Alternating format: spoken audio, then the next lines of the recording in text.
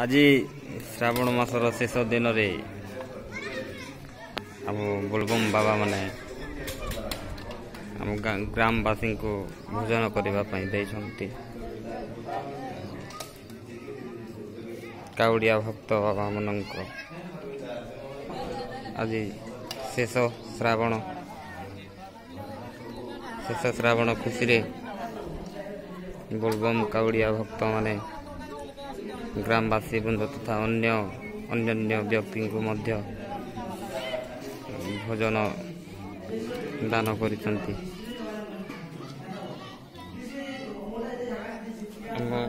शिव मठ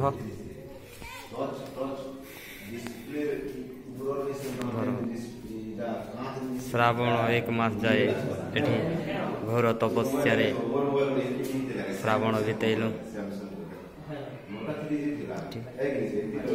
गीत वाद्य बाजना रे प्रभु श्री हर हर महादेव को नाम 1 मास जाए श्रावण मास रे एठी करा हितला।